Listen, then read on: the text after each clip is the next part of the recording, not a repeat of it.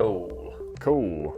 Cool. Cool. Only cool dudes, this podcast. That's what I'm allowing for. Yeah, no nerds allowed. No nerds. Get out of here, you bespectacled dweeboid. That wasn't directed at you. Oh yeah, because I'm bespectacled but not a dweeb. Yeah. Yeah. Clearly. That's cool. You're a cool guy. Hey, thanks. That's why I'm on this pod. Oh. Okay. It's not why I'm on the pod. Aw. You gotta earn your place. Yeah, you were trying to launch in. Go for it. Welcome to Pink Floyd, the podcast where we watch every movie ever made to see if it syncs up to Pink Floyd's 1973 magnum opus, Woo! An album that features a lot of drums, The Dark Side of the Moon. My name is Gareth Blackler, and with me is James Barron. Yeah, buddy, it's James Barron here. This album does feature a lot of drums. Pretty sure there's Right? drums on every track. Yeah. I'd say like a quarter of the core musicians were playing the drums at any point. There you go. That's a decent percentage.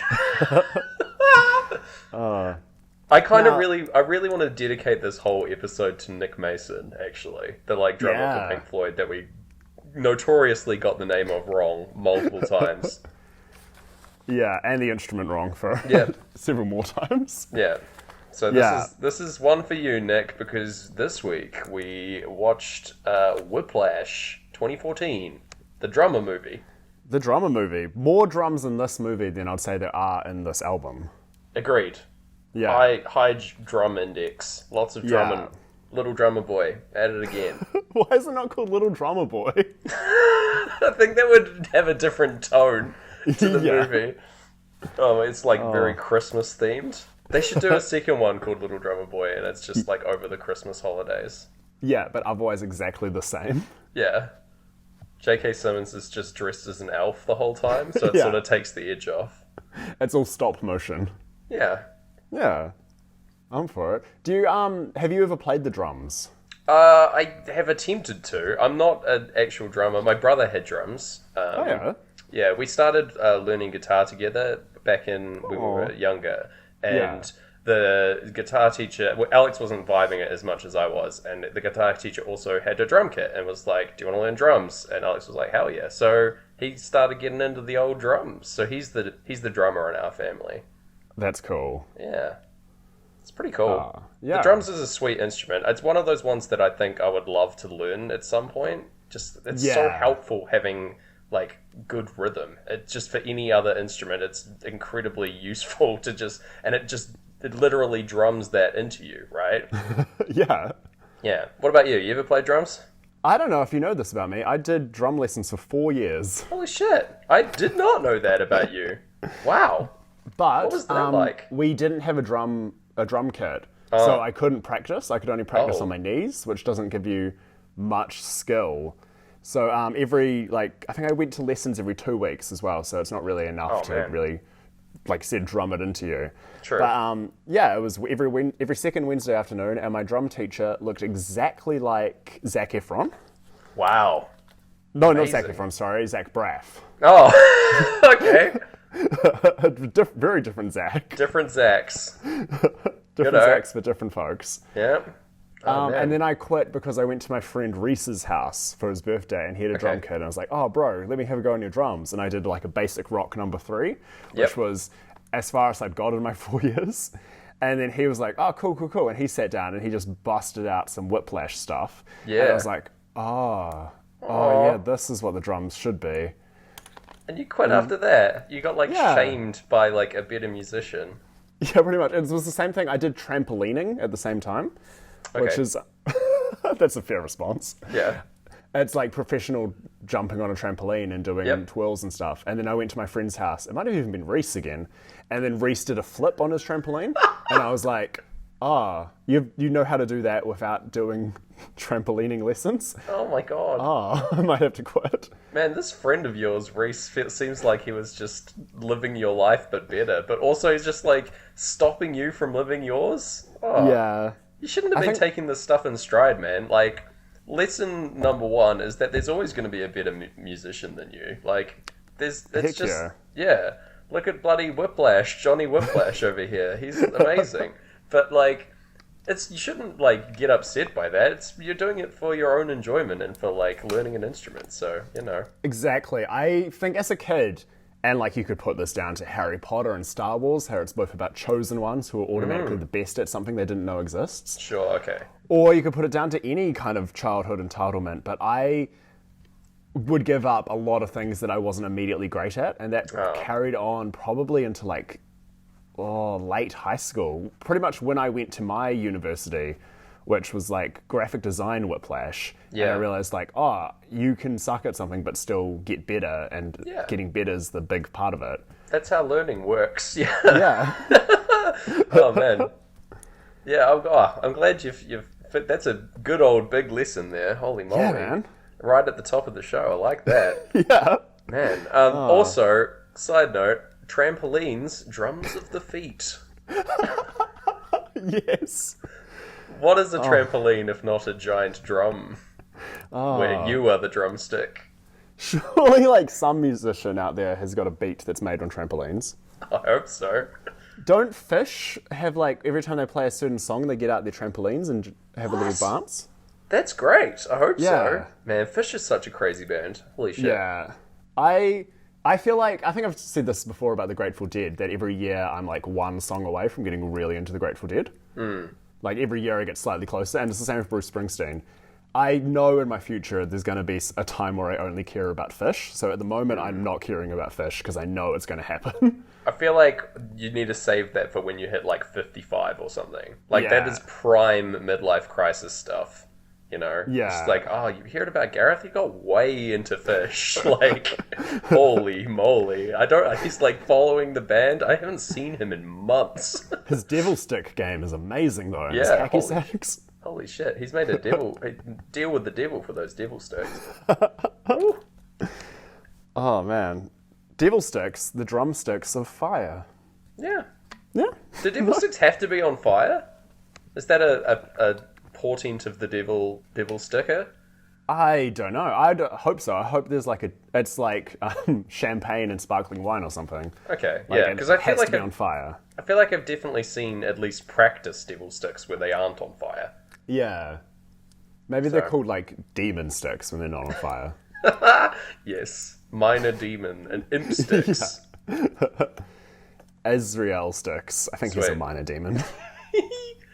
Oh man, should we get into some Azrael sticks and watch the devil beat away at some drums with this movie, Gareth? Yes, we should, and that was a segue to end all segues. All right, I'm glad. I'm flying by the seat of my pants here, as usual on the podcast. Oh man. Speak to Me is the song at the start of the album again. Oh my god. Yeah, they're not going to change this up at any point, are they? Yeah, god. Get it together, guys. But yeah, that plays over the many production house logos of this film, Gareth. I kind of want you to break them all down for me because there's like 6. It's nuts. Hang on. I can watch them back. The thing that shocked me the most was Blumhouse. Yeah. The horror movies. They produced this. Yeah. Which, very, very scary movie, so it made a lot of sense. It's kind of in keeping with their usual fare. Yeah. Okay, I'm rewatching it. We've got Sony Pictures Classics. That's white font, blue background, big line on top of Sony Pictures Classics. Oh. Very nice. We've faded to black. Yep. B, made a smoke. O, made a smoke. L, made a smoke. D, bold films. Bold films. Oh, the shine's a bit. Oh, disappeared into smoke. Yep. Now, we're black again. What's going to happen next? Oh, Blumhouse. Spooky. Here we are. This is before Blumhouse got really spooky with their logo. Like, there'd be a demon in the corner and everything. Oh, scary. I thought this was when the movie started, but it's a man looking out a window, and he's actually just the logo for Right of Way Films. There you go. And he's faded away. No animation for Right of Way Films. No. Is that it? I believe that's it. I'm hearing drums now. Okay, yeah, you're good. You can turn off the film again. We're not going to do it like full-on director's commentary for this episode, but... No, one day. We should really do the album as a director's commentary. Put that in the pocket. Oh, yeah, that's a cool idea. Yeah. Episode 50? Something like that? That sounds sweet. All right. Once we're experts. Yeah. Yeah, sweet. Okay. They sure were some production house logos. Yeah, right? Yeah. But yeah, like that like plays for the entirety of the the Just Speak to Me, which is like about a minute long, but still, it's a fair few. Breathe starts up. We get the title card, Whiplash, very small font, hard to read. But yeah, and there's some lovely drumming coming through as we see our main character, Andrew, just going nuts on the drums, not matching up with Breathe, really. No, this is going to be our most mechanical sync ever. Like, I think you could tell a robot if these are syncing, because you just can... Drums are the easiest instrument to kind of look at and get a feeling of what you're supposed to hear. Yeah, exactly. It's, very easy to see when it's off and when it matches, so... Yeah. That's what I was kind of hoping for when I chose this movie, and that, like, it'll be, like, definitive in terms of whether we're in and out at any given point, so... That's a good call. But so far we're out. Okay. We're starting off strong. So J.K. Simmons rocks up. Terrence Fletcher is his name, right. And the character name in the film. Terrence is such a funny name for this guy. It seems like Terrence I don't think is a very threatening name, but hey. No, I've got an Uncle Terry, and he would never throw a chair at someone for playing the drums poorly. He's a nice man, I'm sure. Yeah. Anyway, Uncle Terry comes in and wants to see if Andrew will join the band. He's like, it's scoping out if he has what it takes, what he's made of, you know. Yeah. Gets him to do various exercises, like some various fills and things. Like it responds to him saying like, he's like, why did you stop playing? When he starts playing, he's like, dude, I didn't ask you to start playing. I just asked why you stopped. It's like, come on, man. Like, context. Yeah. And then he just vanishes. Yeah. It's pretty spooky. He's a ghost, man. But then he has to come back to get his jacket. Sort of ruins his own exit, which is kind of funny. As someone who forgets things like jackets and stuff all the time, I can relate. Yeah. The worst thing is when you forget your jacket at work and you go like, see you tomorrow, come back for your jacket, and someone's like, oh, it's tomorrow already? Yeah. Which I'm guilty of that joke, but you know, like I always forget where your jacket is every now and then. I'm like, I do my very best to not leave stuff at people's places and stuff after parties, but I know that I fucking do, you know? Damn. Same. Oh.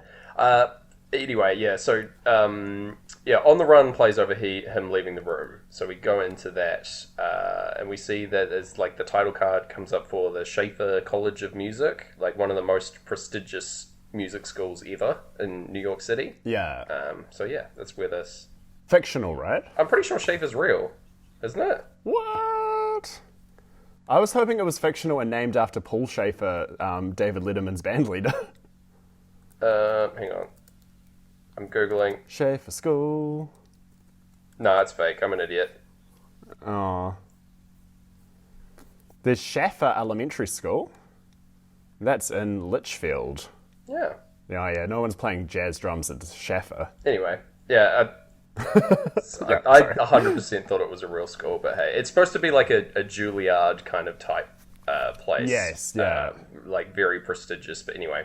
So we're wandering around like streets of New York after this little interaction. I just want to quickly mention as well that like this little opening scene perfectly sets up like the key relationship in the movie as well. Oh, heck yeah.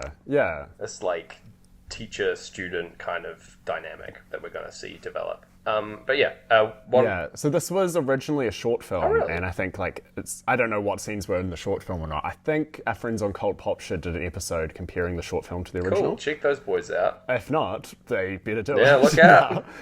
Extra homework for you guys. Get on it. Yeah. Oh man. And so it's probably that's why like they can get a lot done in like economical scenes like that. It's true. I feel like mainly this film would add like a lot of extra angry drumming montages and not much else. You know? Anyway, we're wandering around New York. Very pretty. I like all these shots. Going to the movies with his dad. I love this. He's got a very sweet relationship with his dad, actually, throughout the film. It's just like his dad's just looking out for him and like understands what he's trying to do, like trying to get really, really good at becoming a fantastic drummer. There's also a cute girl working at the counter here at the movie theater. Maybe she'll come back. Who knows? Who knows? Maybe there'll be a good mix, or maybe there'll be like his dad putting raisins in his popcorn. Yeah, what is going on there? Who does this? And he's like, I'll just eat around them, it's fine. But like... Yeah, he doesn't even like them. No, it's so weird. Yeah. Popcorn and raisins, enemy of this show. Got any strange movie habits that you have? Now, often I realize I'm often late to movies and realize I'm going to be real hungry.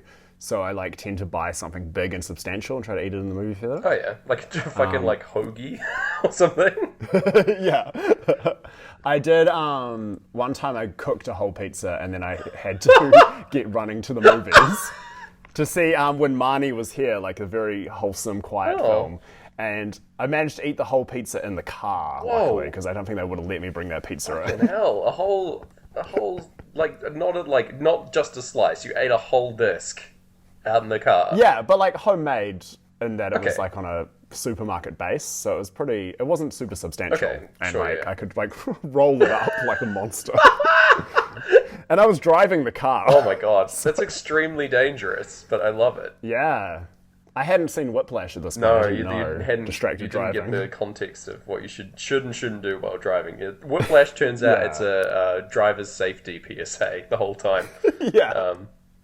Yeah, don't get caught up. At the end, they both turn to the camera and go, "The drums were a metaphor." Oh, we had a lot of fun here today.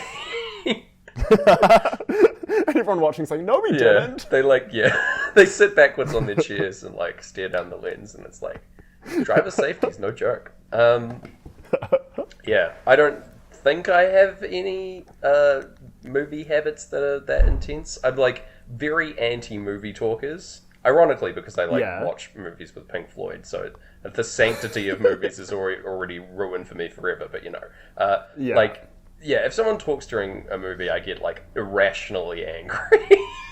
Oh wow! Yeah, it stresses me out no end. Like I get it if it's like a fun like comedy movie. I like chill with like outbursts and stuff. If people are laughing, things like that, that's all. Like The Room or like Cats. Yeah, or that's all like kosher. I'm chill with that. If there's like historical precedent, like fucking Rocky Horror or The Room, something like that, then it's all fine. But if I'm watching like a movie I haven't seen before, or like a fairly serious and tone movie, people are like talking throughout or asking questions about things on screen. That shit. Oh my god! I want to throw a symbol directly at your head. Like, I'm getting bad at that where if I'm watching something with someone, I might catch myself asking about the subtext. Being like, oh, he said that because he's trying to do this, eh? And then be like, oops, sorry. Drives me nuts. Like, just watch. Yeah. You'll figure it out. Like, I don't know. I think lockdown, because cinemas are reopened in New Zealand, lockdown made people quite like forget their movie habits. Like when I saw Friday the 13th playing as like an encore thing in cinemas, some people were just like scrolling on their phones and like just not so much chatting, but like very casual about it. Which I guess maybe because it's a campy like. Literally campy because it's in a camp. Campy like old movie. Maybe there was a misreading of the tone, I don't know, man. Like on how to watch it. Why even go to the movies if you're just going to be on your phone, though? That's what like pisses me off about it. Yeah, exactly. Ugh. I love being able to not look at my phone for that long and just look at big screen. Right? Yeah, we're just watching the screen instead of having to take notes. Yeah. What a special treat. It's like at the end of the workday, switching off your work laptop and turning on your fun laptop. Yeah, your fun laptop. Oh my gosh. Okay, yeah, we'll get back. So yeah, the crash on the run plays when he returns to his apartment and shuts the door, which is all right. Pretty good. Yeah, that's right. So we cut to like a small band setting up for some practice, and there are like some random people in the background that are also part of the band, I think, just like dissing Andrew like quite blatantly. I think that one of the other drummers like apologizes to him. He's like, just ignore that dude, he's a dick. But like there is either a really bad culture at this school or people just don't like Andrew in general. It's mentioned later... Yeah, it's probably a bit of both. It's mentioned later that he has trouble connecting with people and, like, making eye contact and stuff like that. So it's very likely that he doesn't have friends and is just, like, hanging out trying to do the drum thing. But quite a lonely existence. He later says he doesn't need friends. Yeah. Oh, man. Very lonely. Yeah. Yeah. But yeah, so that's at the start here. You see a silhouette kind of lurking outside the door, and they know that Fletcher's going to come in and see them eventually. But it's like, today's not the day. He's like lurking outside the window. Pretty funny. Yeah. Then we get like the first montage of him just practicing some pretty intense rhythms, and like we're getting like a feel for his day to day. He's like very obsessed with the drums, obviously. Listening to some CDs for inspiration and stuff of like the greats, Bobby Fischer and the like, people like that. Yeah. Yeah. His drums now, I'm saying aren't syncing. Nah. But then like his facials, this is something I've realized pretty much at the end. His hands and feet don't sync. Right. His face seems to sync quite a lot with the passion of Pink Floyd. Yeah, true. Nick Mason, equally passionate drummer, it turns out. Oh, so, yeah, for sure. That works. Into that. Yeah. It's like, again, it's very difficult for like them to be matching Pink Floyd, which is more of a chill tone in general. But yeah. There's no fancy. There's a lot of fills, but there's no fancy like jazzy drums on this album. The really. tempo is probably like 4 times as fast as any given Pink Floyd song. So yeah, for sure. So that's his usual day to day.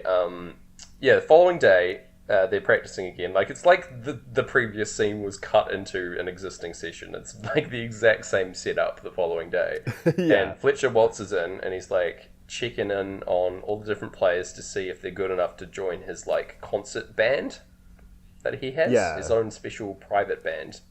And he gets them to play very little amount of music, like a bar tops. Like, usually only a couple of seconds out of anything, and that's enough for him to tell, which I find very funny. This is presumably true of, like, any, like, practice musician, that they'll be able to tell what kind of skill you have from, like, a really small amount. If he's dealing with, like, the amount of students that they'd have at, like, a school like Juilliard, you know? Yeah. Well, this was based on the director's time at jazz school. Oh, cool. On Damien Chazelle's time, and based on an actual teacher, just turned up quite a lot. So that's what I can't imagine him faking that. No. Yeah, I wonder how much like work JK put into like the role, trying to figure out the vibe of like an intense music teacher. He seems to like very naturally meld into this character. Yeah, well, he was told by Chazelle to stop playing him as a human and start playing him as like a monster and an animal. Nice. We're about to see some of that coming out. Oh, yes. But anyway, he gets them to all play a couple of things. And then, he invites Andrew to come to the next practice. 6 a.m. sharp is what he says. Pretty good. He can't believe his luck. He's like stoked and like brimming with confidence. And riding that high, he like goes to ask the movie girl out that he likes. Yeah. Yeah, and she like messes with him for a little bit, being like, no, get the hell out of here. Yeah, I felt that dread. Oh, rough stuff.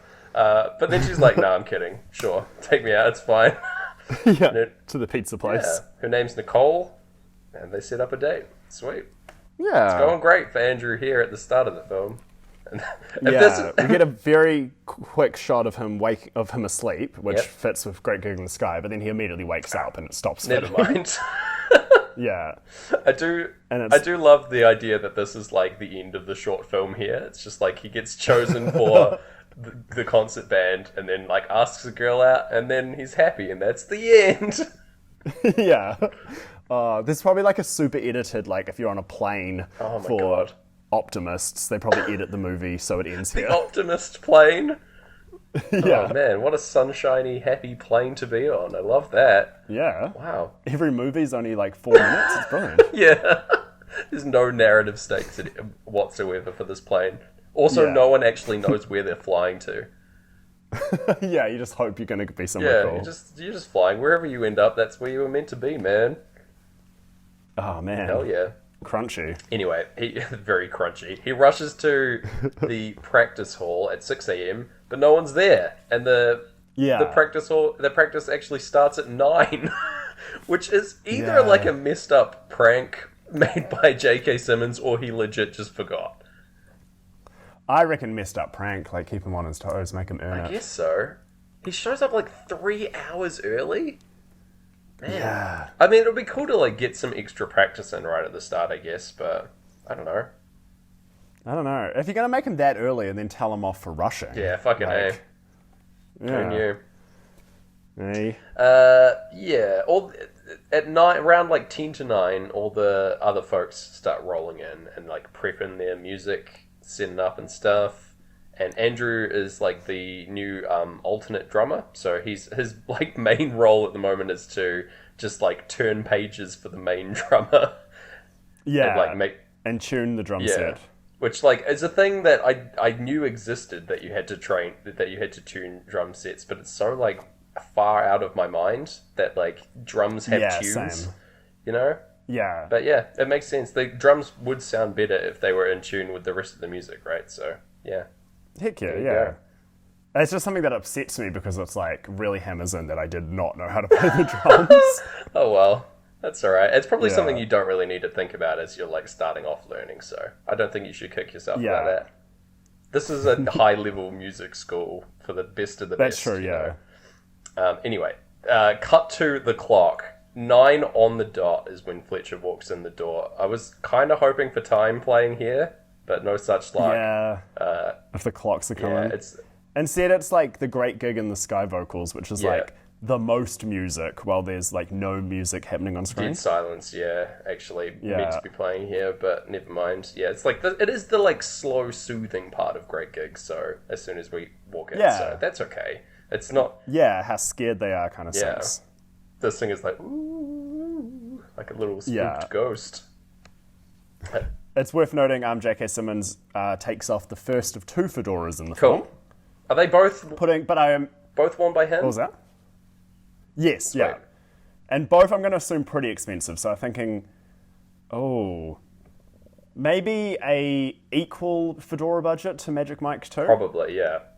I imagine the fedoras in that one were a lot cheaper than J.K. Simmons' This fedora. is a like true fedora steeped in jazz mystique, you know? Like, it's not for the faint of heart. This fedora is not for the faint of heart. It's designed for a serious fedora wearer. Yeah. It's a fedora that cannot be questioned. Many fedoras think they can't be questioned. Oh, but this one you cannot. This one truly cannot. It is the fedora from which all other fedoras wish to be, you know? Yes. Were birthed from. There you go. There's so much lore around this hat. Yeah, Fedora. Oh, yeah. So he introduces Neiman, or Andrew. His name's Andrew Neiman, I think, right? As a squeaker, which I love that descriptor for someone that's brand new. I'm probably going to use that because I just enjoyed it so much. He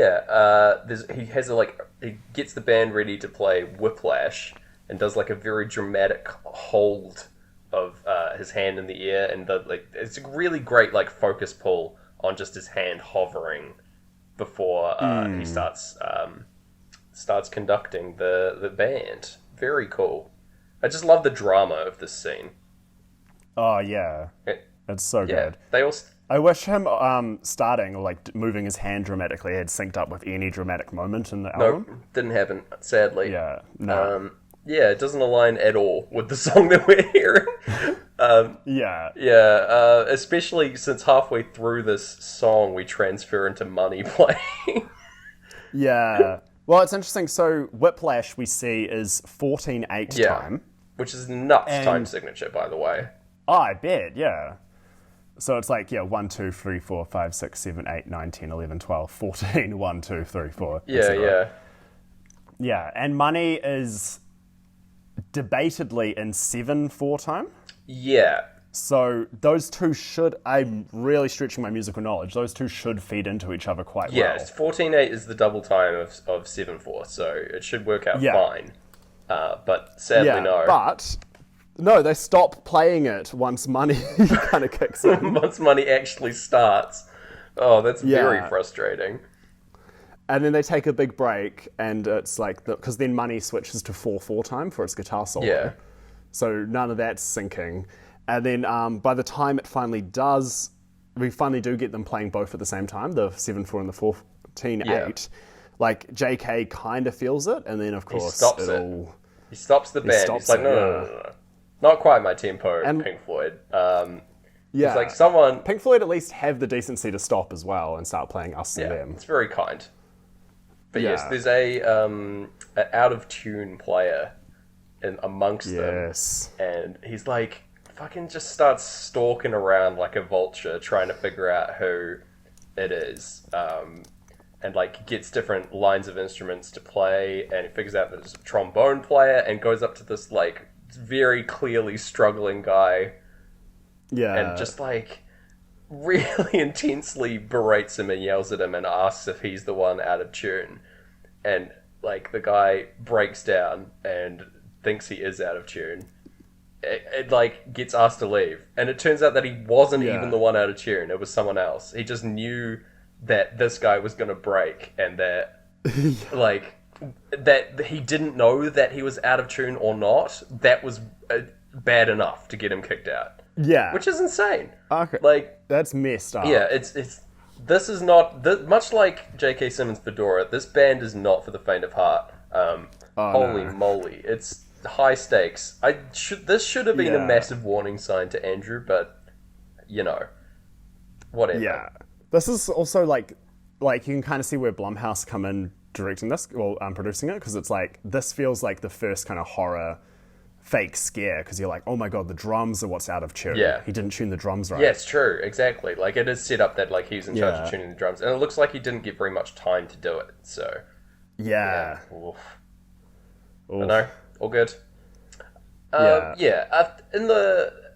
They take a wee break, and then in the hall, JK like comes over and starts talking with Andrew, getting like a little bit of like family history out of him, and being like, "Oh, so there's no musicians in your family, so you must just listen to like the greats and stuff to learn," which is like how he practiced and stuff. He just finds out that his mum left his dad and all this stuff. And it's like a kind of nice, I don't know, like you see it sometimes in life, like you see someone who's really nasty to someone and then be really nice to someone else, and it's disorientating. And like, but you think maybe like, I don't know, you kind of feel like, okay, maybe J.K. Simmons likes him. And then he just, once they get into the drums, he just uses that against him to berate this coming back is fucking brutal. It's messed up the way he uses this. He also at this point tells him a wee story about a famous drummer getting a cymbal thrown at his head, and that's what made him into like a great musician. But he's like, he's being like very nice and friendly, being like, don't worry about what the other guys are playing. You're here for a reason, and we're here to have fun and all this stuff. Which is all just lies. It's all just set up so that it can like completely test this guy and like fuck with him. So he's on the kit now for Whiplash, and they're playing like slightly slower tempo so that Neiman can keep up because he's new, which is very kind. Seems to be going okay until Fletcher stops him and is like, not quite my tempo, which is like a big old quote from this movie, by the way. Like complaining about tempo and rushing and dragging and stuff. This scene is like massively famous for being like a really intense moment in the film. And he keeps stopping him and starting him again and being like, you're rushing, you're dragging. It gets more and more intense as we're hearing Us and Them right now, which is like a somber track on the album. Again, not a lot of drums. No. But it's alright. Anyway, as he's playing, he like backs off to the back of the room, and then it's either he throws a chair at him, or he says he throws a chair at him, which is like, or does he throw a cymbal at him? I thought it was a cymbal, but then he says chair, so... Okay. Unless that's like a cool jazz term for cymbals. Potentially, it's like the kind of cymbal that it is. I don't know. I don't know drums. But anyway, he throws something at his head, and gets up in his face asking if he was rushing or dragging. Yeah. And like he can't tell, he's like panicked and freaking out. He does this thing where he gets him to count to 4 and slaps him in the face before he can hit 4. So to prove that, like, if he knows what rushing is. Yeah. Which is insanity. So insanity. And like, they did a bunch of takes where it's mimed slaps. And then the actors agreed on doing a real slap, and that's the take that they used. Oh, amazing. That's great. Yeah. You really feel the slap as well, so I think that was a good call. Oh, man. And he cries a single tear, and J.K. Simmons is like, oh, you're a single tear guy. Yeah, I hope that was an ad-lib, because that's hilarious. Yeah, that's so That good. line on its own is like, you're one of these single tear people? It's like the most crushing indictment. I love it. Yeah. You could put that line in like a comedy movie, and it'll be one of the best lines. Yeah, I remember laughing in that moment, half out of panic, but... Yeah, exactly. Yeah, oh, man. Oh. Yeah, he's like fucking condescending the shit out of him, being like, can you read tempo? Can you even read music? Is what he asks. It's awful. And then, he like uses his family knowledge against him. Yeah. By like saying that his mum left his dad in front of like everybody in the band. And just, and to do it immediately after learning it is so like, you get how this guy operates. It's super cruel. Yeah. And then, gets him to, like, yell out in front of everybody that he's upset. Yeah. Which is awful. And then, says, like, practice harder, and brings back the other drummer. And the practice continues. Fucking brutal. Did you expect this to happen? I knew this film was going to be upsetting and about drums. That was kind of it. So, and I find jazz... I went for a stretch. When this movie came out, I was having my summer... of finding jazz drums quite stressful, because I just got the Flying Lotus album "You're Dead" at that point, and like that was it's a great album, but very stressful listen, and it's when he like uses jazz drums the most. And also Birdman had just come out, and that's score is entirely jazz drums, and that movie is entirely people being stressed out. Another great movie. Oh yeah, so good. I was like, maybe I don't want to see the one that's entirely stress and drums. And Fair like enough. This is probably another one. This is probably like Children of Men, where the Pink Floyd kind of takes the edge off a little and makes it a little more palatable, like a little I would say so. But less upsetting. Having the soothing background of us and them over this scene definitely like takes the edge off majorly. It's still incredibly jarring to watch. But, man, it is. It's like a warm blanket that we can cuddle up and like. Look like we're scared in front of a horror movie, you know? Yeah. Well, I've got 2 questions for you, though. Okay. Do you think Drake was inspired by the scene to write his song "I'm Upset"? Yes. I did briefly think you meant Drake from Drake and Josh fame, which I thought was bizarre. But yes. Yes. I think... completely inspired. If timeline works out, yes. Yeah. I'm Upset, I think, came out in like 2016.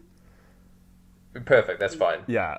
And second question, at this point, are Pink Floyd rushing or dragging? They are massively dragging. Yeah. They are so far behind. Like, the amount of drums that have been played in like, they got a head start, I want to say, with the amount of, like, drum beats. But I think if we line them up, I think that'd be way out of time. Yeah. Just like in total number of drum hits so far, they're already massively behind. We need to build a supercomputer. I think that's the next step for the show. And it needs to count every drum beat in this movie and every drum beat on the album. And then whichever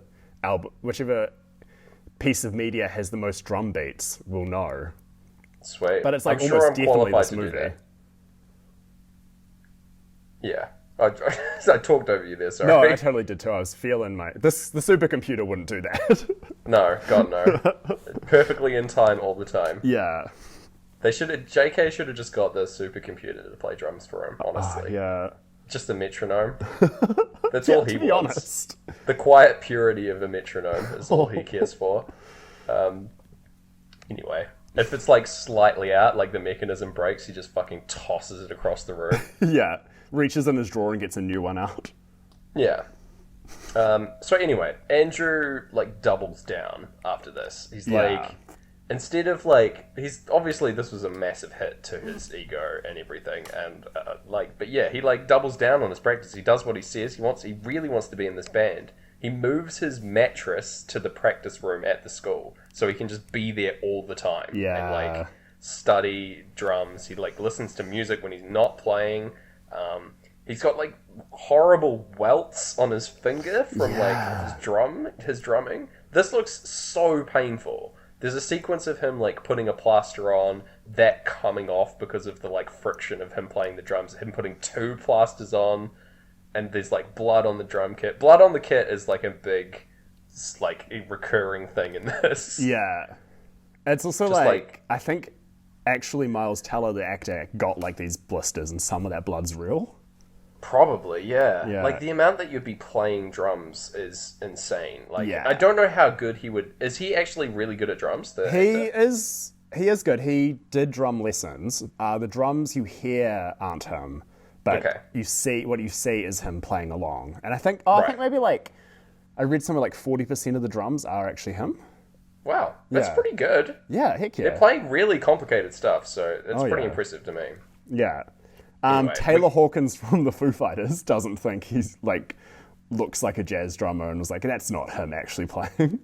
Oh wow, which is a weird like person to get the opinion of. But I mean, if you're going to trust anyone on the drums, yeah, he's a pretty good drummer, I think. Yeah, but like, heck yeah. Man, that is a really weird like indent into this. Yeah. Suddenly the Foo Fighters descend from the ceiling and just get on the pod and being like, I don't think he's that good. Yeah. See ya. And they disappear out the door. I'm like, why did you come through the ceiling? Yeah.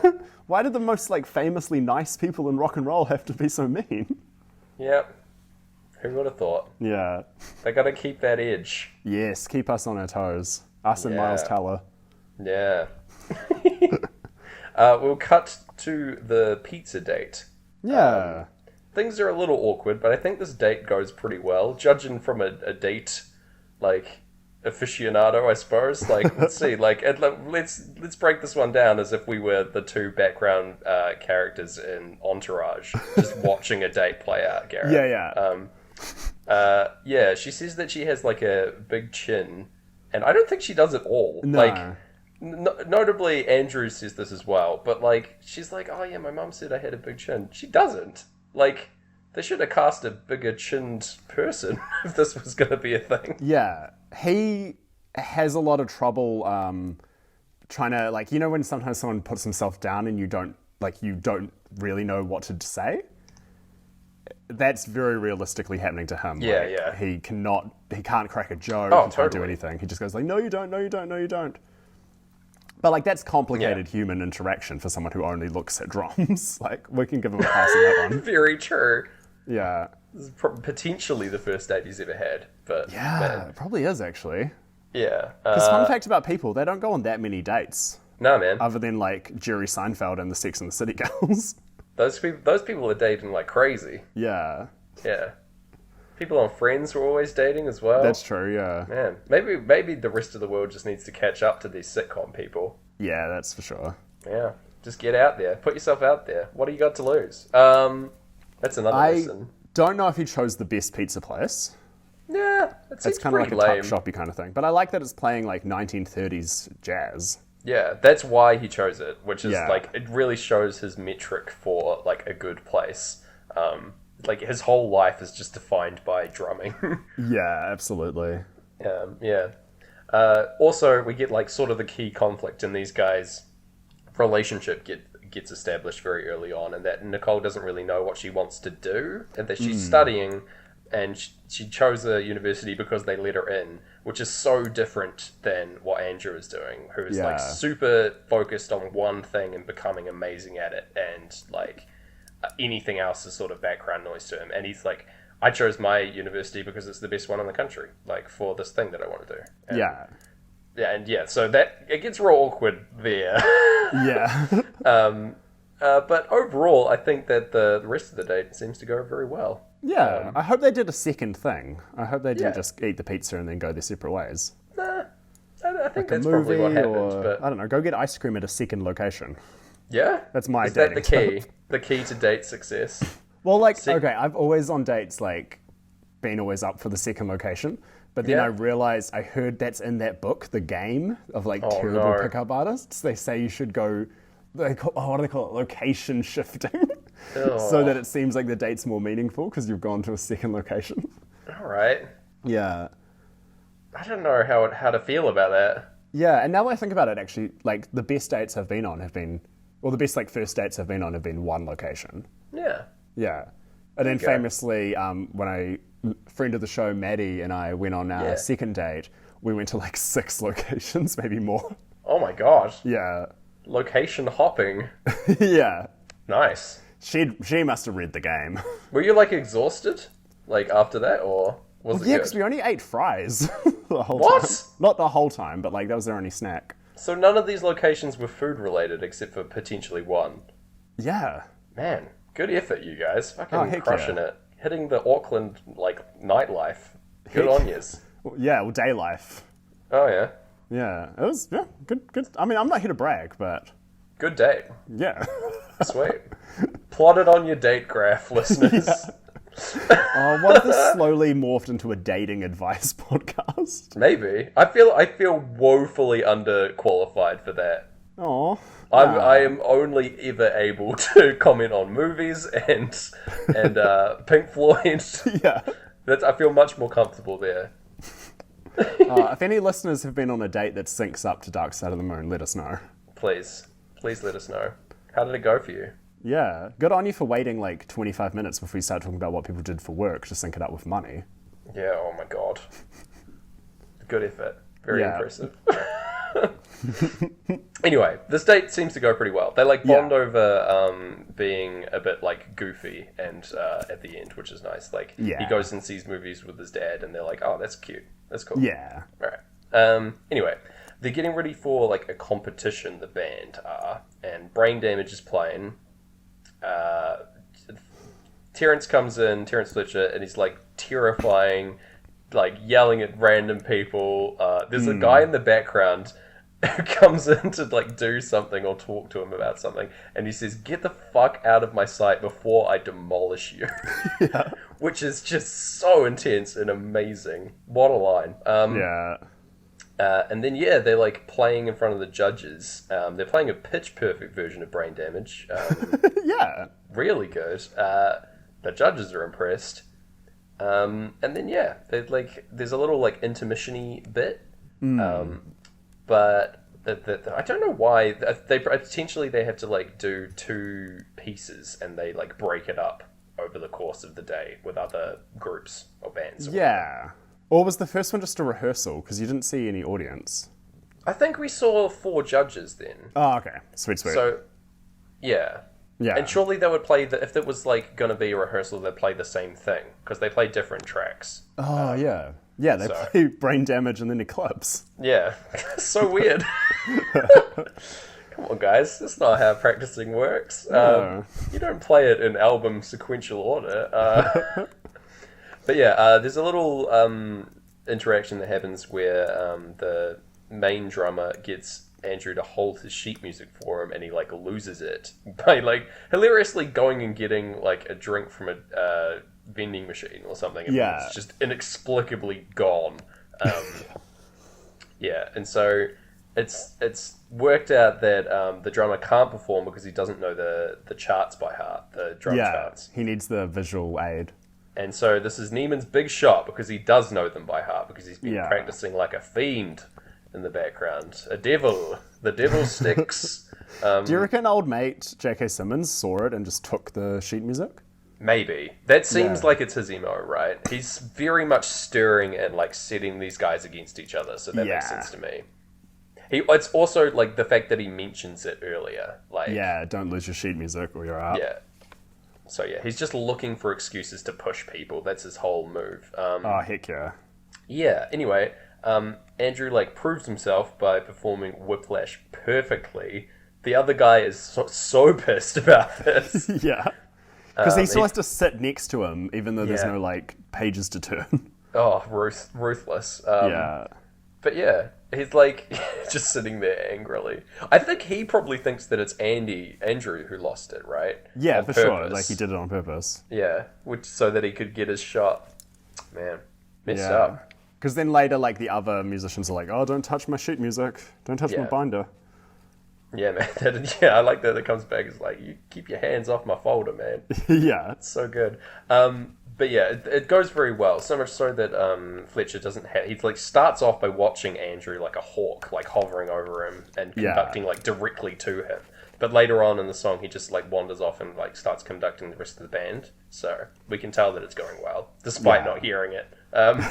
That's the thing. Like, there's several points where you're supposed to know if it's going well or not, and we can't. Yeah, we've got to pick it up through context. Yeah, we have to wait till we're told. Yeah, it's not like we're getting subtitles that are like good drumming and like okay drumming, but not good enough for Fletcher. Things like that would be very appreciated, subtitlers. But yeah, they win the competition. That's how good it was. Yeah. And little does the Tanner, the other drummer, know, but he's actually been swapped out without his knowledge, and now Andrew is the main drummer and he's the alternate. Yes.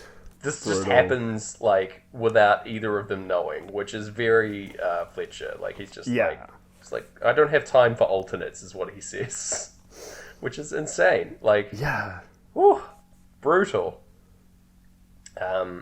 Anyway, his dad like has a wee convo with him, being like talking about how much Fletcher's opinion matters to Andrew. He's like, you seem to be doing well, and you really value this guy's opinion of you.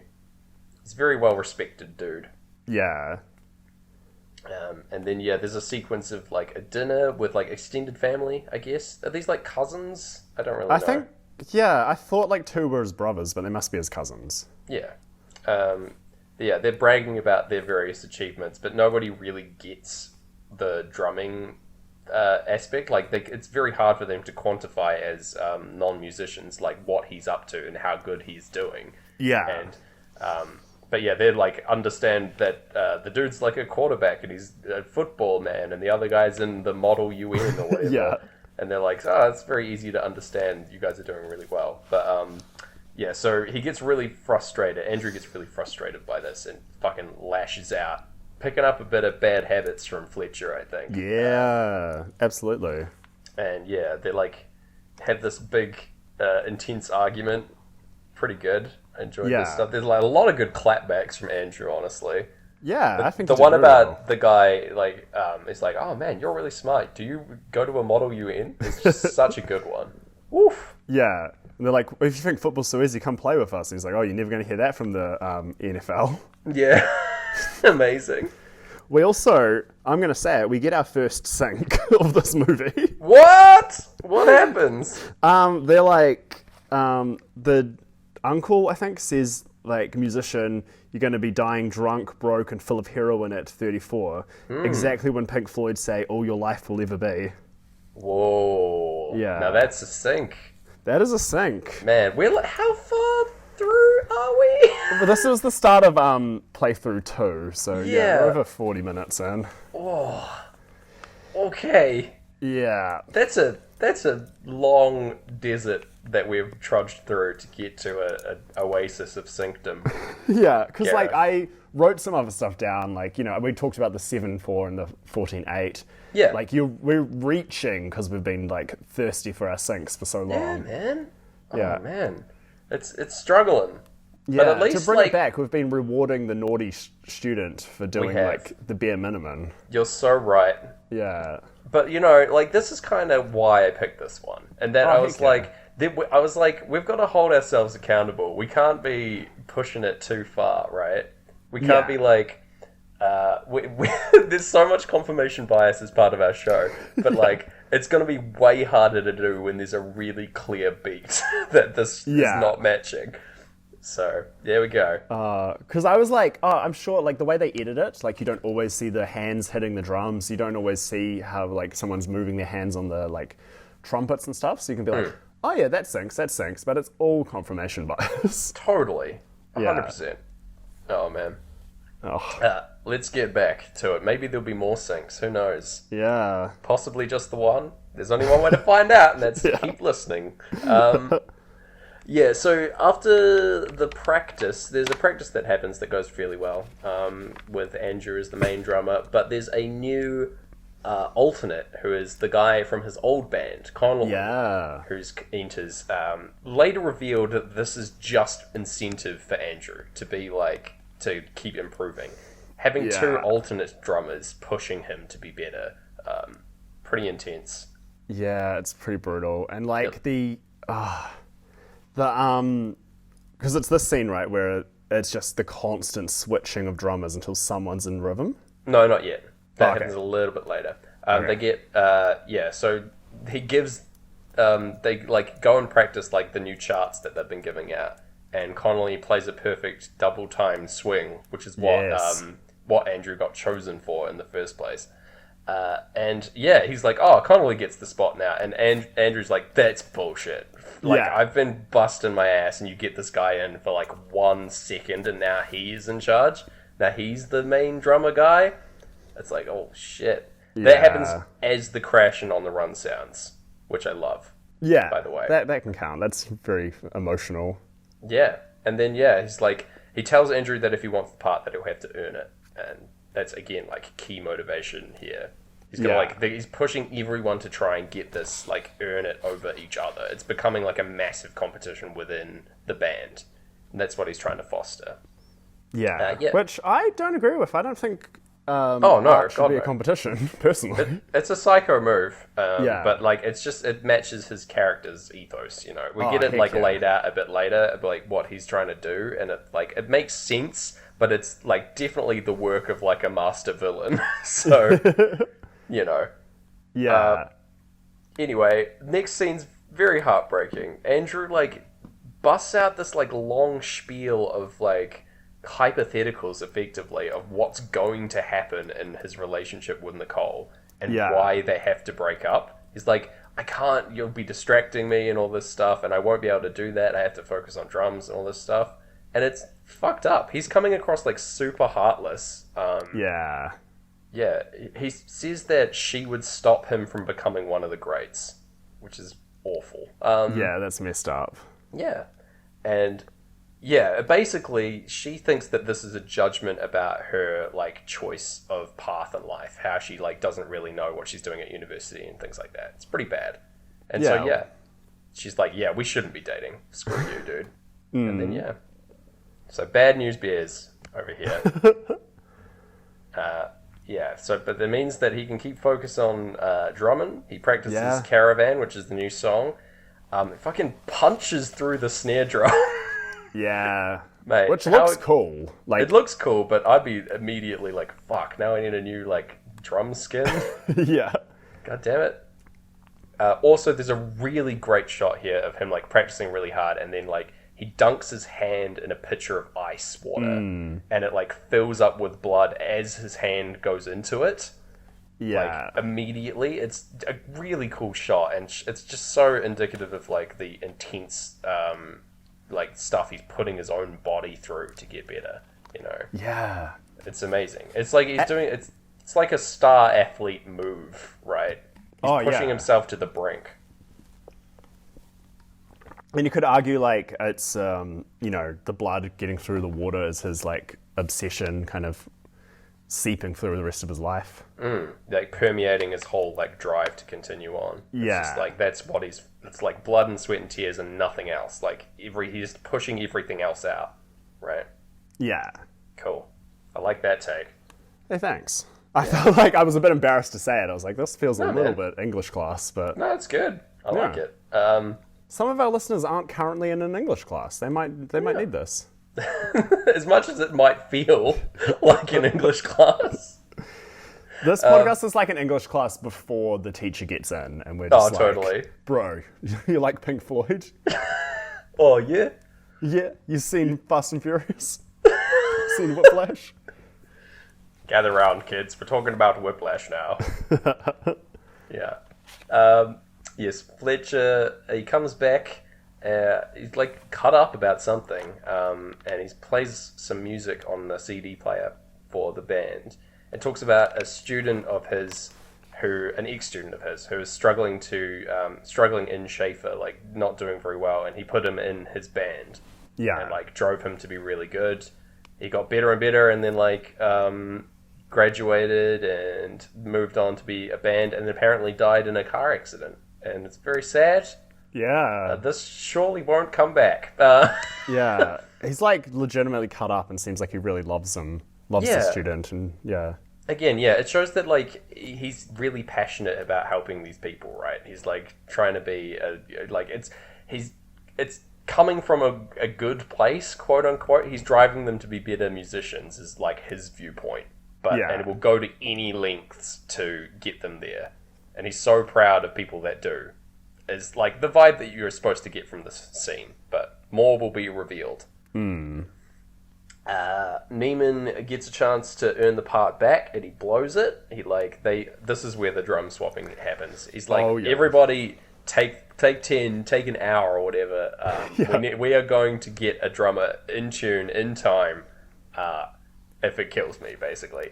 They go back and forth 4 hours swapping like drummers between like after these only a three guys. couple seconds of drums, just rotate. And they are like fucking going insane. He's trying to get them like to play as fast as they possibly can.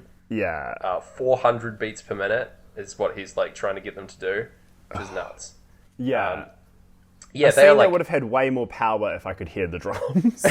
True, yeah. We're getting great Gig in the Sky for this. Yeah. Which, again, not a great match. It did raise my question. If drums weren't an instrument, would this sync? Pretend like mean? Instead they're like frantically sewing or something. Okay. Would it be easier for us to sync this? Probably not. I feel like, again, it's not really a good match for Great Gig. Like, someone frantically sewing a big old quilt. Like, I don't think that's a Great Gig vibe. Yeah, and I think, like, any of this, like, fast, passionate sewing doesn't quite sync with any Pink Floyd, really. No, sadly not. If you know any tracks to match any fast, passionate sewing, please let me know. Yeah, we'll use it in our film Whip Sash, where someone has to sew a really nice sash. That's really good. We got there. Yeah. I love that. He's like insulting each of them in turn. Again, just being horrible.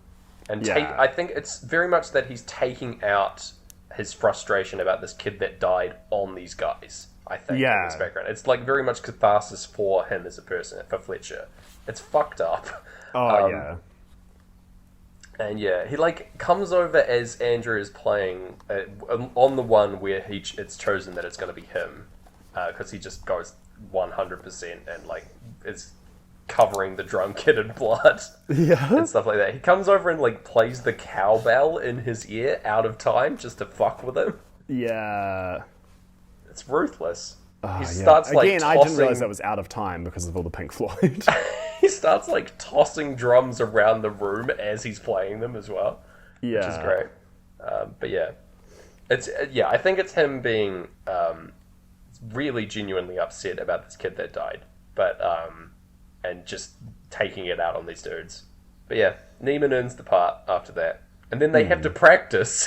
After all that, the actual practice still has to happen, and then this is all before the next day where there's a big interstate competition that they have to go to. And he's on the bus going over there, but the bus gets a flat tire. He's got it like a very certain time that he has to get there, and so he's got to rent a car to get over there. And he's like yelling down the phone about like being late, driving there, stressing me out. We get a great shot of the like of the accelerometer, just like the needle just going insane as he's speeding over there, which is very good. And then so relatable, especially to us in our jackets. Oh yeah. He forgot his drumsticks. He left his drumsticks at the rent-a-car place, and so he's got to go back for it. Also, he's getting yelled at, chewed out by for doing this, and they fucking reference the last film that we watched, Gareth. Yes, the guy gets called Johnny Utah. Connolly does. By someone's Andrew. like, hey, calm down, man. He's like, shut up, Johnny Utah. Yeah, and then also, J.K. Simmons also calls him Johnny Utah immediately after that, which is great. What? Oh, yeah. How does that happen? Like, Sync Floyd universes kind of implodes for these next few scenes. Because, there's one big thing, which reminds me of the bling ring. But also, it's worth noting, Johnny Simmons in Jennifer's Body. Yeah. And the same guy. The original short film Whiplash, the drummer Andrew was played by Johnny Simmons, not related, who is Chip from Jennifer's Body. Whoa, no way. Yeah, right? That's wild. Oh my god. If he'd got this role in the real film, we wouldn't keep calling him Young Neil. Or we'd be like, oh, you seen that Young Neil drum film? The Young Neil drum film. Man, that guy's so talented. He can play bass kind of okay, but drums really well. Yeah. Why didn't they let him play the drums in that band? I don't know. Gotta have that girl drummer. Yeah. It's all part of it. Part of the aesthetic. Who knows? Yeah, and also great character. Oh, and sure. Scott Pilgrim. Good stuff. Yeah. Oh my god. I just couldn't believe it. Is it like one of those things that is in the back of my mind and I knew subconsciously when I chose this film? That it would be a direct reference to Point Break? Yeah. Yeah, I'm calling it. I hope so. Man, okay. The fates are guiding my hand. Yeah. Who knew? Anyway, he goes back into his car, yelling down the phone again that he has to go and get his sticks. He's like, are you driving? What the fuck? I thought you were just going to your car to get the drumsticks. And he's like, no, I'm not. And the guy's like, what is that noise? Clearly the driving. Yeah, it's like his navigation pipes up telling him that he's 200 meters away from where he needs to be or something. Yeah. And then, he gets slammed into, T-boned by a truck. Yes. A very similar shot, as you said, to the bling ring. We just see the truck flying into frame, just knocking the car over, flipping it over. Yeah. Way more surprising than the bling ring. Like, the bling ring, I think you could see it was coming in some way, so you were kind of stressed out, whereas this one did not get me. Or did not, it got me. I was that shocked. Yeah, you had no idea it was coming. Yeah. Yeah. It's amazingly he survived. He's, coated in blood, his hands all fucked up. Yeah. And he's just like, I've got to... The truck driver's like, oh god, are you okay? And he's like, yeah, I just got to go get my sticks. And, he runs off and, fucking pounds the pavement to go and get his sticks. And the his truck driver's suit coated in blood. Yeah. He gets back, in time for the competition somehow. I don't know how this is possible. But, sits down, coated in blood. His suit's, torn up. Yeah. I don't know whether or not Fletcher respects this or is furious with him. It's unclear. He can't play. They start playing the song, and he drops his stick halfway through because he can't even physically hold it in his hand because he's been fucked up from this accident. He probably has an insane concussion as well, but it's wild that he's still driving himself to do it. That's how much this matters to him, right? Yeah. Fletcher has to stop the band mid-performance in this very important competition and just comes over and tells him that he's done. Yeah. And he apologizes in front of the on behalf of the band, and fucking Andrew gets up and furiously tackles him to the ground. Yeah. It's screaming "fuck you" at him. It's a bad scene. Oh yeah. I wish it had cut to a snooty person who goes and watches university jazz and was just like, I never. My pearls. That bloodied boy tackled the conductor. Did you see that, Ephraim? Yes, dear. Uncouth. How will I enjoy... Mrs. Ephraim come back in more episodes. How will I enjoy these polyrhythms? I wanted to snap my fingers at midday. It's 5. It's famously 5 p.m, sorry. There you go. Still. Midday it's midday for her because she's so Mrs. rich. Ephraim. Yeah. They're both called Ephraim. Yeah, for sure. That's why her husband is called Ephraim. There we go. Yes, then we cut to a very unexpected development for me. In first watching this movie, I was like, oh man, okay. I didn't really expect to see this coming. But Sean Casey, the guy that died previously, who the Fletcher was cut up about, actually didn't die in a car accident. He hung himself due to depression and anxiety. Again, like, the family of this person is trying to sue Fletcher for, like, his teaching methods being too harsh and driving their son to suicide. Yeah, they say, like, all they want is so that he never teaches again. Yeah. It's wild. Like, the fact that, like, he lied about the car accident and stuff is nuts. And that he went and told all his students about it? As motivation for them to keep going as well. Oh, yeah. Like, leveraging the death of someone that he caused to, like, improve his band is fucked. Yeah, wow. I didn't even think of that. That is indefensible. Upsetting. Anyway, it's sort of like on the fence whether Andrew will do this or not. We see that he's been dismissed from Schaefer. We see on a little thing. His dad is just trying to, like, help, just stick up for him. Anyway, they're trying to get him to, like, testify that this guy's a terrible teacher and talk about his methods. And he'll never have to know as well. Fletcher will never have to know. It'll be in a private statement. He can remain anonymous. Yeah. So he's got kind of nothing to lose. And it's sort of his, like, big revenge over him.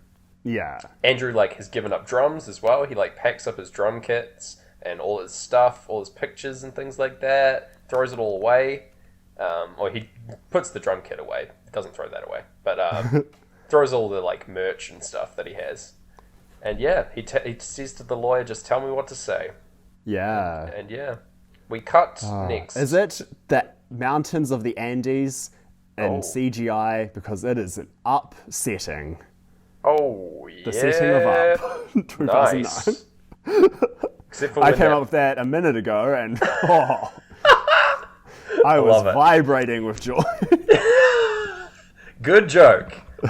Best joke of the show. Whoa. Love to see it.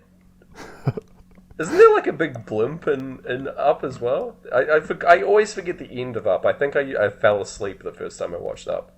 Oh, well, Up famously is you only really need the beginning, but, like... Okay. Oh, man. The beginning is awful. It hurts you. Spoilers for Up, but it's got a rough beginning. Oh, man. So we cut to the summer. Yes. And Andrew's given up the drums. The drum life is behind him. He's working in a wee burger joint. He seems happier. He sees that there's a jazz fest going on at Carnegie Hall. But he seems to be in a better place. And he considers, like, calling Nicole a couple times. Just seems to be doing better. It's like 3 months later, presumably, I think. Or even more, who's to say. Okay, and he's wandering the streets, and he sees that Fletcher is playing a performance as a guest at a jazz club. Likely after losing his job at Schaefer, and later it reveals that he has, He doesn't work there anymore, and he's just playing some gigs. Any Colour You Like is being played over the performance here, and this one is kind of the only one that works for me, I would say. Yeah, I think because it's like virtuoso musicianship, like it's big guitar and synth soloing over what we're supposed to see as good musicianship. Kind of works, Obviously, like, timing-wise, it doesn't work at all, but, like, just in terms of, like, vibe and setting, I could see this, like, panning out okay. Yeah, I kind of like to pretend he's just that good at the piano that his piano sounds like a bunch of 70s synthesizers and guitars. There you go. He's that talented. Yeah. What a man. Did you know the bass line for Any Colour You Like was a rejected bass line from Breathe that they just pasted in? Cool. I Because think Roger that's true. Waters was on holiday when they wrote it. Oh, nice. Yeah. I think come to the show for the facts. Yeah, it's a good fact. Yeah. I think that's true for a lot of songs, though, right? There's a lot of, like, sometimes songs, like, the B-sides of songs become other tracks on the album, just changed slightly, you know? Yeah, for sure. So they used ideas that they had other places on different songs in the album, you know? Yeah. And often, like, pretty much every song you hear is, like, 4 other songs that they took the best parts of. Yeah. Yeah. There you go. Anyway, he spots Andrew in the crowd after the performance and invites him over for a drink. Yeah, there's, like, a sort of heart-to-heart kind of thing that happens here. Fletcher's like talking about how he's like, I got fired, basically, and that he knows that he made enemies, and he's talking about playing with a pro band now. He's got a new band that he's working with and stuff like that. But yeah, he like sets out his ethos here, his whole idea. He says he was there to push people beyond what is expected, and he's very much like ends justify the means no matter what. He desperately wants to find like one of the greats, quote unquote, the next amazing person. But he's pushing people to see if they have what it takes to get there, and he's desperately trying to find someone. And he says he never did.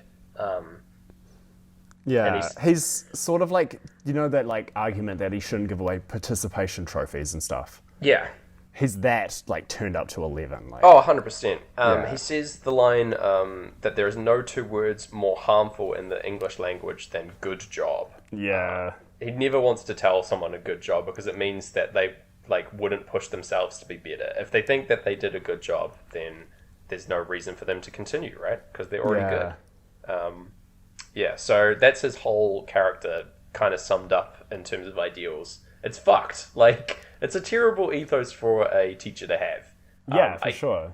I get where it's coming from, but you definitely need compassion. I had a massive argument with the people that I watched this film with, by the way, when I first watched it. They thought that this guy was a good teacher. And I kind of lost my mind arguing about this for about an hour after the movie. That this guy is a nightmare. They're like, but he gets results. And I'm like, sure, but like, at what cost? People died. Like, it's wild that they... Yeah, I just couldn't understand that viewpoint, Like, were these people you were arguing with men? One of them was. Oh, okay. Oh, excuse my reverse sexism. Yeah, it was... I just couldn't believe it. I was like, how could you defend this guy? But whatever, I don't know. Maybe there's different reads on Whiplash out there, and this is just like... It's the story of a teacher pushing a kid really hard, and it all works out. Yeah, someone sees it like a Welcome Back Kotter or something, like a wholesome teacher movie. Yeah, what a feel-good film Whiplash is. Yeah, I was just so surprised, but I thought I'd mention that. But anyway. Yeah, that's fascinating. You also kind of get a wee hint of Andrew's, like... where his morals lie, that they're still very on the idea of being the best, because instead of going like, what about people like dying, what about people humanity, he just goes like, what if you've discouraged them from trying to be the best? Yeah, exactly. He says, is there a line? Can you push people too far that you discourage them? And his argument is that if they get discouraged, they were never meant to be the best. Yeah. Again, bananas. Yeah, there you go. That's like the arguments put forth there. But it's it really does show how warped Andrew's perspective is by this whole teaching style as well. But he invites Andrew, once they leave, he invites him to join the band that he's playing in, being like, we're doing like a big concert for JVC, it'll be fun. Come on down. Yeah, we're playing all the songs you already know. We just need someone who can play them well. Yeah, exactly. You already know the sheets, I know that you do. He also talks about the two other drummers and what happened to them. He says that Connolly was just incentive for Andrew to get better. He never actually wanted him in the band. He was just like a guy that he got in. Fucked up again. So messed up. Just messing with somebody's life, especially at a music school. But anyway. He also says that the other guy, the original drummer that Andrew replaced, has switched majors to pre-med, which is hilarious in context because pre-med's incredibly difficult. That's more relaxing than being in this band. Yeah. Amazing. I think that's just a good line. I loved that. But Andrew's like, okay, kind of tempted by this. He gets his old kit out for practice. And at the end of playthrough 2, he calls Nicole and apologizes to her for being a nightmare jerk person, drummer only, can't be with you because I have to become amazing. And he invites her to the show, but she's like, oh, I'd have to check with my boyfriend.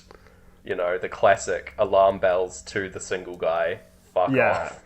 No alarm bells on the Pink Floyd album, by the way. No, thankfully not. It's like heartbeats for us. Yeah. Kind of dramatic, but But yeah, he blew it. He screwed up that relationship, and she's found someone else. So get dunked, Andrew. We get a really long shot of his face over the heartbeats at the end of the album as well, which is nice. Okay. Playthrough 3 begins as we are preparing for the show, which I like. This is like a good lineup for me. He sees his dad chilling there at the show. He's going to be in the audience. It's just setting the stakes for what's about to happen. Unknown whether Nicole showed up or not, but whatever. Anyway, we get Breathe as Andrew is following the other musicians out on stage, and like he sits up at the drums, and then Fletcher comes over to him, just wanders over before the performance, and is like, I know that it was you that got me kicked out of my job. Yeah. Terrifying. So scary. And he goes over to the podium and introduces the song that they're going to be playing, which is not the song that Andrew has sheet music for. So they all start playing a song that he doesn't know, hasn't practiced, and he's just sort of like kind fake playing along, like trying to be in time. He's being embarrassed is what happens. He's like being shamed and embarrassed in front of everyone, in front of like a lot of these, like a whole music hall of people, and his dad. Yeah. It's fucked. It's like a big revenge play by...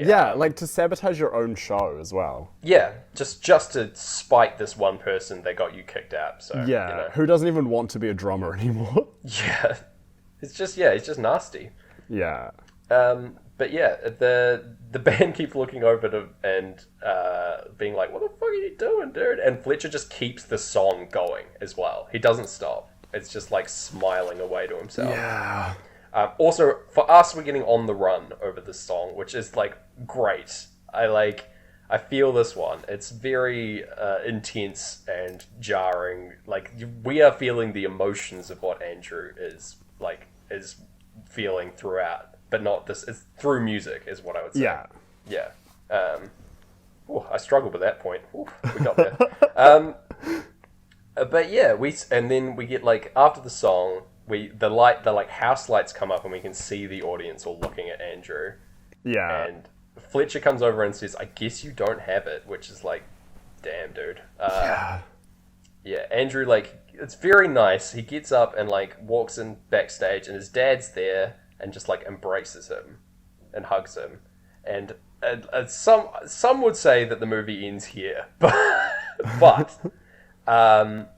the crash sound... I think the studio wanted the film to end here. They were like, we get it, drums. We get it, drums? And it's like, no, more drums. Nah, we got to drum it out for the rest of the film, baby. The crash sound plays in On the Run as he just goes back out there and starts playing of his own accord. He just starts playing the drums to Caravan, a song that he knows.